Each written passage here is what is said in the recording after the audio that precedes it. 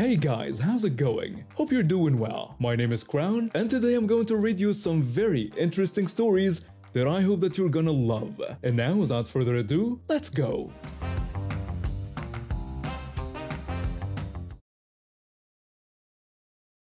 Looking for a new start after my divorce, I moved to a smaller town where everything seemed more manageable.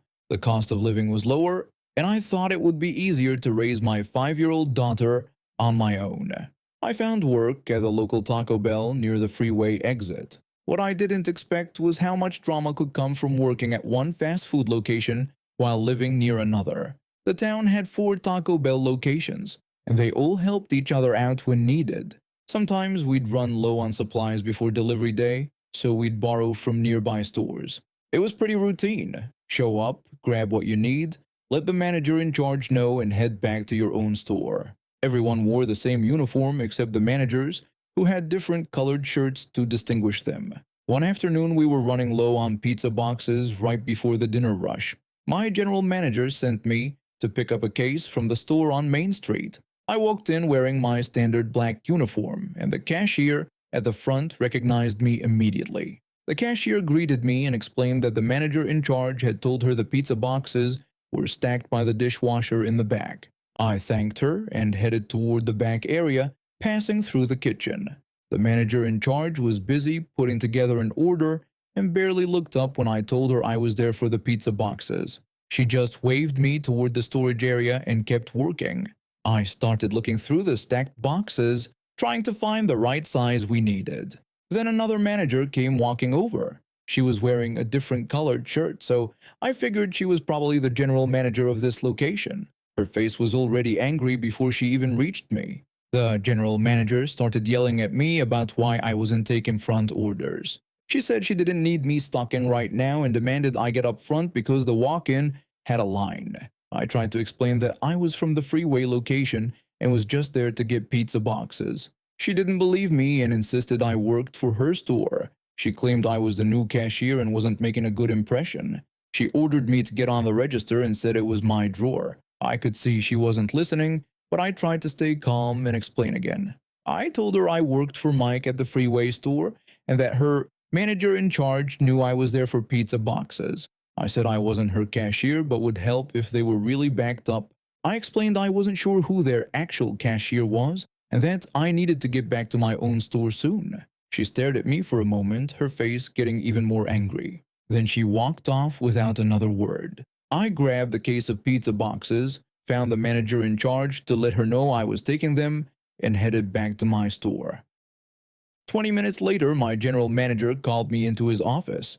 He looked confused and slightly annoyed. He told me he'd just gotten a phone call from the Main Street location. Their general manager had complained that I was rude to her and said he better not send me to her store again. He asked what happened. I explained the whole situation, and he shook his head. He said it was ridiculous and told me he was putting up a note that we wouldn't be lending anything to that location anymore. I thought that would be the end of my Taco Bell drama, but I was wrong. A few weeks later, I took my daughter to the Taco Bell location near our apartment for lunch. It was her favorite treat. She loved their nacho cheese tacos and always got excited when I suggested eating there. I was wearing blue jeans and a white t-shirt that said, "Let's summon demons." Clearly not a Taco Bell uniform.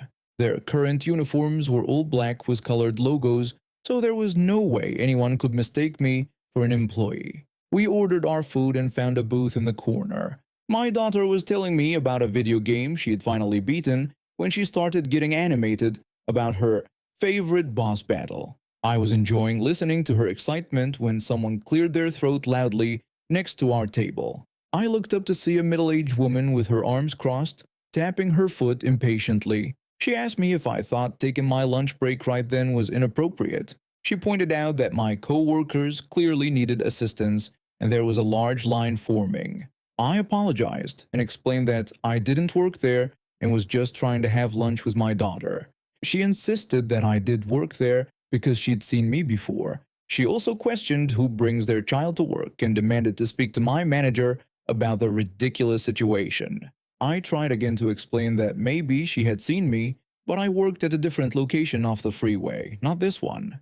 I pointed out that I was clearly not in uniform and repeated that I was having lunch with my daughter, so I couldn't assist her since I wasn't an employee there.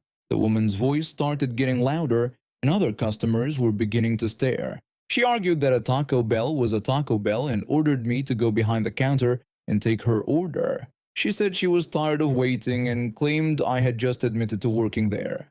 My daughter was starting to look scared, shrinking back in the booth while this stranger got more aggressive. I lost my patience. I told her absolutely not, and that I didn't work there and wouldn't be taking her order. I demanded she leave me and my daughter alone.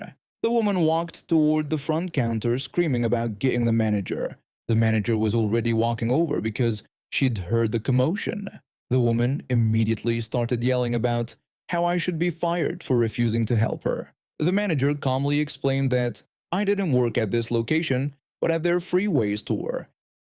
She said I wasn't required to assist customers but offered to take the woman's order herself. The angry customer demanded that the manager call my boss and fire me immediately. The manager refused, explaining that I was a customer there just like her. The woman finally paid for her food, complaining the whole time. She went to the drink station, filled up her cup with soda, and then walked straight back to our table. Before I could react, she threw the entire cup of soda on both my daughter and me. My 5-year-old started crying immediately, soda dripping from her hair and soaking her clothes. I was ready to jump over the table and tackle this woman, but the manager was already rushing over. The manager told the woman she needed to leave immediately or she would call the police. Instead of leaving, the woman turned and spat directly on the manager. The manager called the police immediately while I comforted my crying daughter and tried to clean the sticky soda off both of us. The police arrived within 10 minutes and arrested the woman for assault. The manager gave me towels and helped clean up my daughter, apologizing repeatedly for what happened. The district manager even called later that day to apologize and gave me a full day's pay as compensation for the incident. Of course, I pressed charges. The woman ended up having to pay fines and attend anger management classes. My daughter still talks about the mean soda lady sometimes, but she's not afraid to go back to Taco Bell. We just stick to the drive-thru now when we visit that location. I needed money for textbooks and rent, so when I saw a summer job posting for the marketing department at a small manufacturing company, I jumped at it. They said I'd be creating foreign language advertising and safety materials, plus handling social media for their expansion into Europe. It sounded perfect for someone studying international business. The marketing department was tiny, just me, another student handling a different European language, and a 16-year-old intern who was getting paid practically nothing. We all reported to this guy who somehow convinced the company owner he was a marketing genius. Let's call him the boss. From day one, it was obvious something wasn't right. The boss had zero experience in marketing or international business, but he could talk his way out of anything. While we worked on actual marketing tasks, he spent most of his time on his phone running some side business. Later I found out he was selling adult toys online. The boss had this weird habit of throwing things at us while we were on important phone calls. He called it banter, but it was just distracting and unprofessional. One week he decided our office needed to be painted jet black, walls, ceiling, everything. We had to work while painters covered every surface in black paint.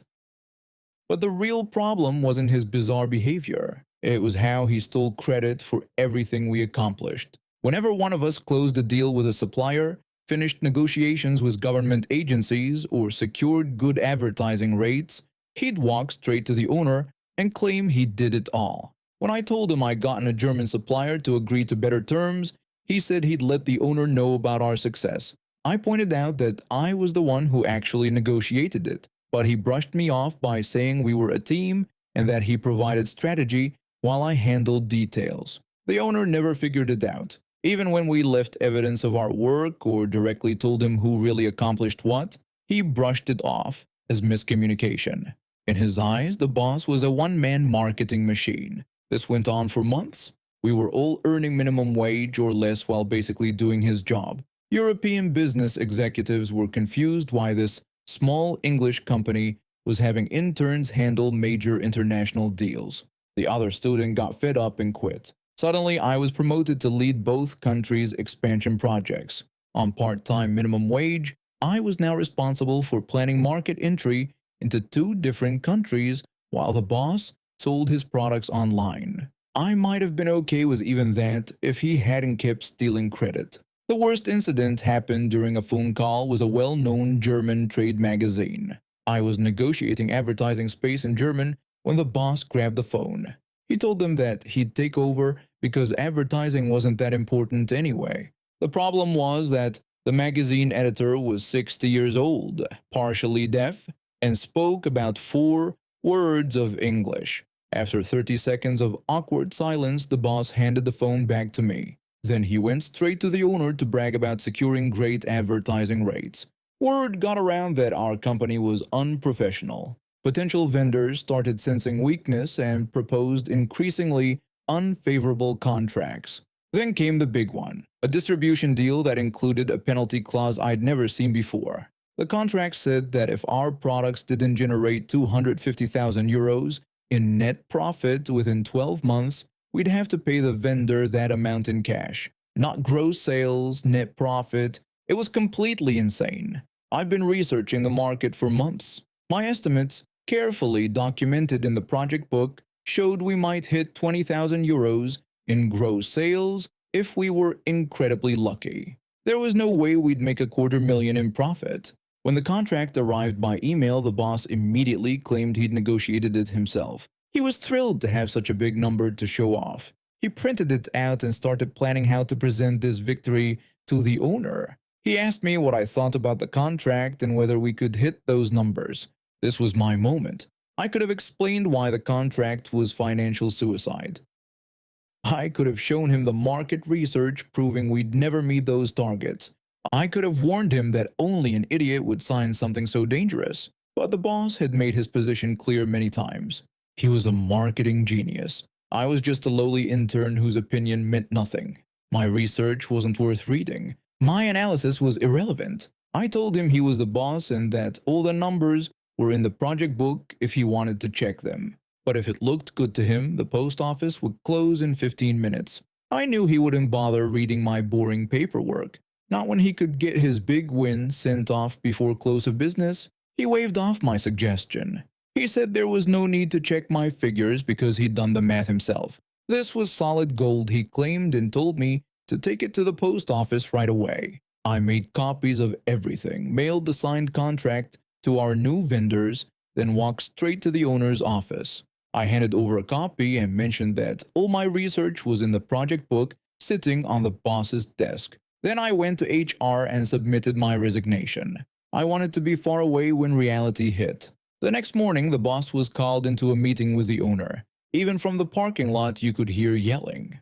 About an hour later, the boss walked off the property carrying a cardboard box. An email went out reminding everyone that only the owner and HR were authorized to sign contracts. Unfortunately, the damage was done. The boss's title apparently gave him authority to bind the company. The contract was valid. I spent my final week hanging out with the surviving intern since our project was dead and we had no supervisor. Company lawyers were there every day trying to figure out damage control. The company is suing the ex-boss for the money they had to pay the European vendor.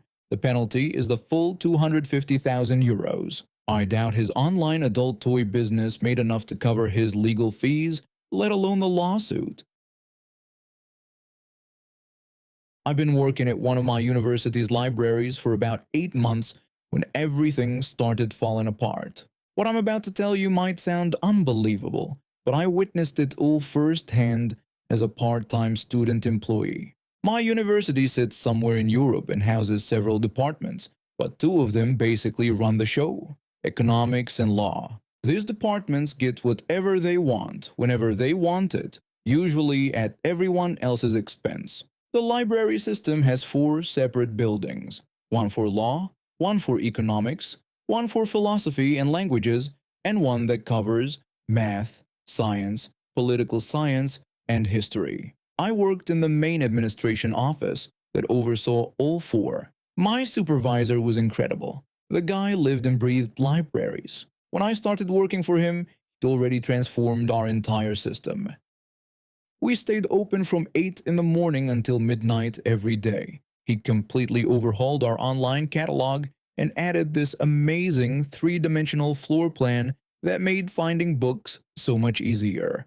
4 times a year, he'd survey students about their library experience and actually implement their suggestions. He even created mandatory research courses for certain degree programs that taught students how to find and use academic sources properly. All of this cost serious money, but he was a master at finding sponsors. His biggest supporter was some wealthy investor who'd graduated from our university years ago and apparently felt generous toward his alma mater. Between this major donor and several smaller ones, my supervisor had built something really special. The sponsor money came in regularly, usually around 200,000 euros per year from the main investor alone. Several smaller companies and alumni contributed another 150,000 euros annually. This funding allowed us to hire 12 full-time librarians across all 4 buildings, maintain extended hours, and offer specialized services that other universities envied. Then the economics department decided they needed more space. Not just a few extra classrooms, they wanted an entire underground section with brand new rooms. This meant tearing apart and rebuilding a whole wing of the main building. The project's initial budget was set at 1.5 million euros, but that number kept climbing. By the time construction started, estimates had ballooned to 2.8 million euros. Somehow nobody seemed concerned about the costs. The economics department justified this expense by claiming they needed 30 additional classrooms to accommodate their growing enrollment. They also wanted state-of-the-art technology in every room, including smart boards, advanced projection systems, and individual charging stations for every seat. About 6 months after I started my job, the dean called a meeting. He stood before the department heads and delivered news that would change everything. The university was facing a massive financial crisis. The economics department's construction project had spiraled completely out of control, now costing over 4 million euros. This created a deficit of roughly 3 to 4 million euros that needed immediate attention. Every other department would need to make serious sacrifices to cover this enormous shortfall. All the sponsor money my supervisor had worked so hard to secure would be redirected to pay for the economics department's expensive underground expansion. The dean explained that the university's board had already made the decision. Starting immediately, 350,000 euros from library sponsors would go toward covering construction costs. My supervisor's annual budget would be slashed from 600,000 euros to 250,000 euros. The cuts hit us immediately. Our library is now closed at 8 p.m. instead of midnight. Weekend hours were reduced from 10 a.m. to 6 p.m. instead of 9 a.m. to 10 p.m. The research courses that students actually loved were disbanded completely. My supervisor received direct orders from administration to fire 8 of his 12 full-time employees and rely more heavily on part-time student workers like me. Student assistant hours were increased from 15 hours per week to 25 hours per week to compensate. Suddenly, I found myself doing tasks that previously required experienced professionals. Book acquisition budgets were cut by 60%. The interlibrary loan program was suspended indefinitely. Several specialized databases that cost thousands of euros annually were cancelled. My supervisor was furious, and rightfully so. He'd spent 10 years building something amazing, gathering sponsors, and creating programs that actually helped students succeed. Now it was all being dismantled to pay for someone else's vanity project. But this guy wasn't about to roll over.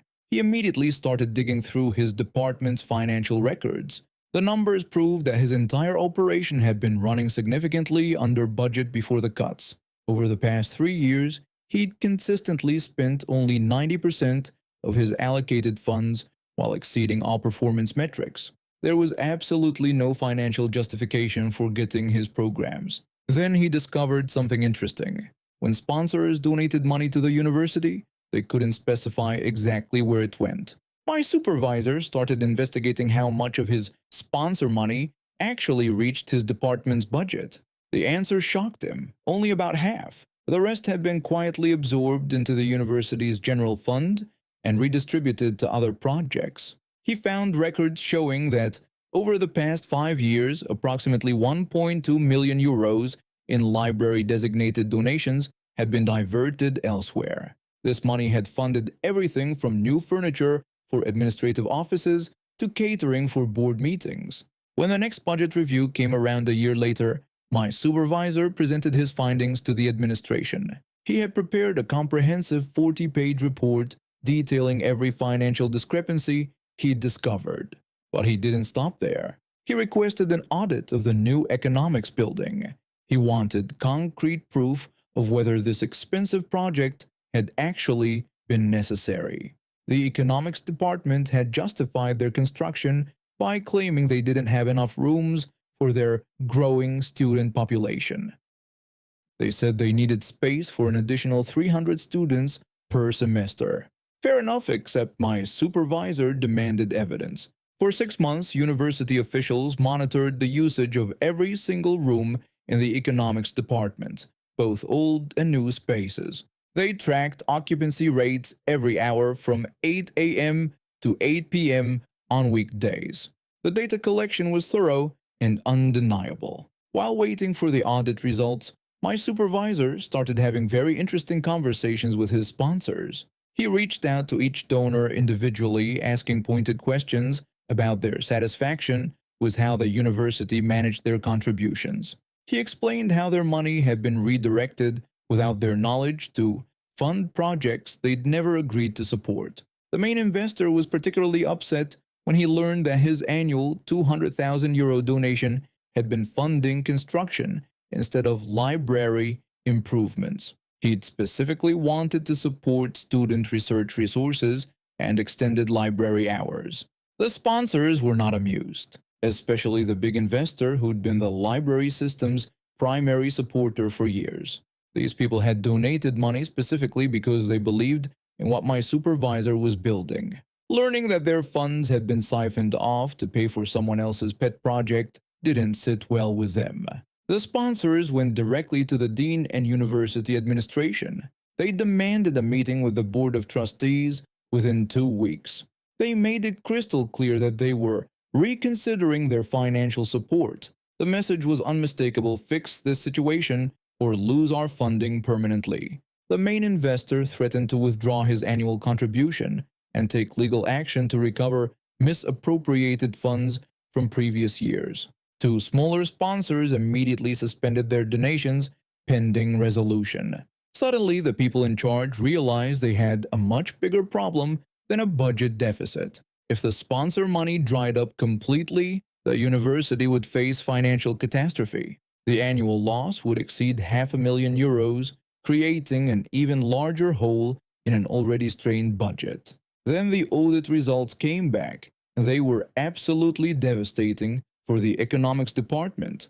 After 6 months of careful monitoring, the data showed that the original classroom space had been more than adequate for their student population. Peak occupancy in the old classrooms never exceeded 75%, even during the busiest periods. The expensive underground project wasn't just over budget, it was completely unnecessary. The 30 new rooms averaged only 30% occupancy during prime class hours. Many rooms sat completely empty for days at a time. The same number of needed spaces could have been created by simply renovating 2 unused lecture halls in an older building for about €200,000. The report also revealed that enrollment in the economics department had actually decreased by 8% over the past 2 years, making the expansion even more puzzling. Even worse, the new space was exclusively reserved for economics students. Unlike the library system that served the entire university community, this expensive addition benefited only one department. The dean had specifically agreed to this arrangement despite protests from other departments. The fallout was swift and comprehensive. Administration called my supervisor into a meeting and told him that all his full-time employees would be reinstated within 30 days. The libraries would return to their midnight closing schedule by the start of the next semester. Weekend hours would be extended back to 9 a.m. to 10 p.m. immediately. His research courses would not only be brought back, but expanded to cover more degree programs. The library system would receive a significantly larger portion of the overall university budget going forward. His annual allocation was increased to 750,000 euros, more than he'd ever had before. Book acquisition budgets were restored and increased by 20%. All cancelled database subscriptions were renewed immediately. The interlibrary loan program was restarted with additional funding for faster processing. The economics department, on the other hand, received some very unwelcome news from the dean.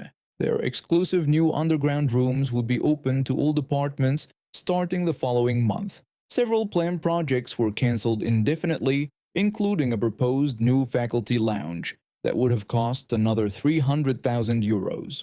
Most importantly, they were told in no uncertain terms that any future ambitions beyond their strictly defined budget would need to be funded through sponsors they found themselves. The department's annual budget was reduced by 15% as a penalty for the cost overruns.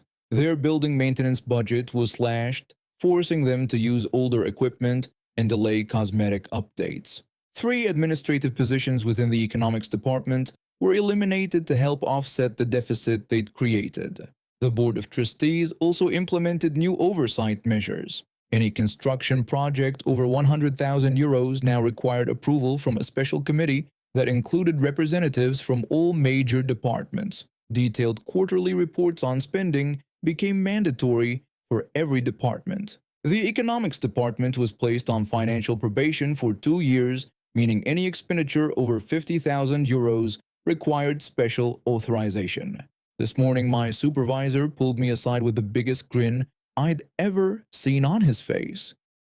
He told me he'd just secured enough new funding to completely renovate 3 of our 4 library buildings. The total project budget was 1.8 million euros, all coming from satisfied sponsors who wanted to support his proven track record, and which building would be getting the most extensive reconstruction. The economics library. He's planning to rebuild it completely from the ground up, creating modern study spaces, collaborative work areas, and state-of-the-art research facilities.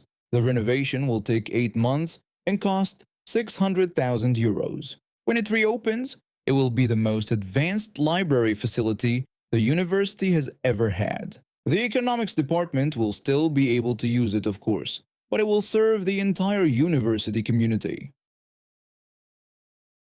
And now we have reached the end of today's stories. Thank you for watching, and see you next time.